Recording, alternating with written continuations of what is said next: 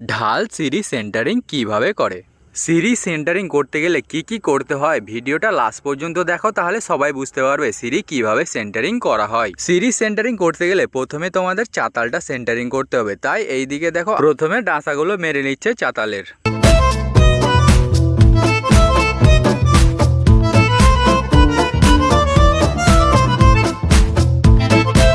তারপর তো চাতালের পাটাগুলো দুজন মিলে বিছিয়ে নিচ্ছিলাম।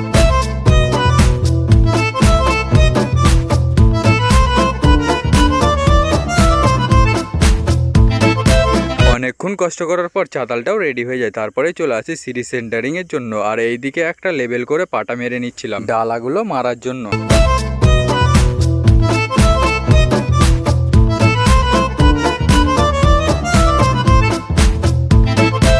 এইদিকে দেখি আব্বু ডালাগুলো রেডি করে রেখেছিল, আর সেই ডালাগুলো আমি মেরে দিচ্ছিলাম।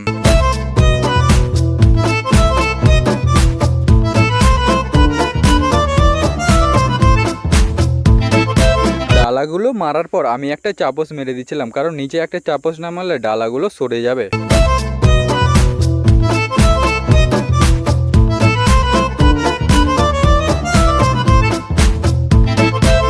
তারপর তো ডাসা খাটিয়ে খুঁটিগুলো মেরে দিচ্ছিলাম। আর আমরা তো এই পদ্ধতিতে এই সিঁড়িটা করলাম আজকে।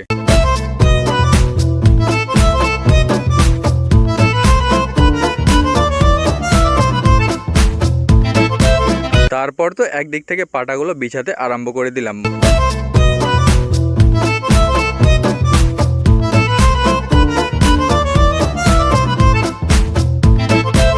এইদিকে তো অনেকক্ষণ মেলানোর পর আমার সেন্টারিংটা প্রায় কমপ্লিট হয়ে যায়।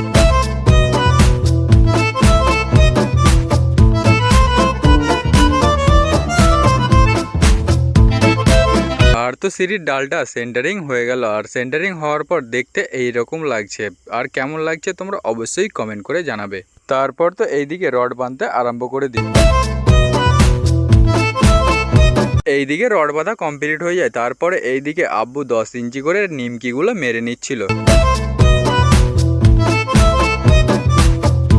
তারপর তো এইদিকে চলে আসি ধাপ মারতে। আর আমরা দুজন মিলে ধাপগুলো মারছিলাম।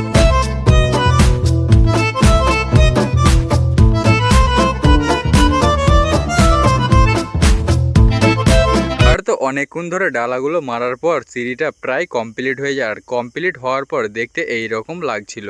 তারপর তো সিঁড়িটা ঢালতেও আরম্ভ করে দেয়। আর সিঁড়িটার ধাপগুলো কেমন লাগছে আর তোমরা কিভাবে সিঁড়ি করো অবশ্যই কমেন্ট করে জানাবে। আর আমরা তো এইভাবেই সিঁড়ি করি। কিছু যদি ভুল হয়ে থাকে তো অবশ্যই কমেন্ট করে জানাবে। আর কিছু না বুঝতে পারলেও কমেন্ট করে জানাবে।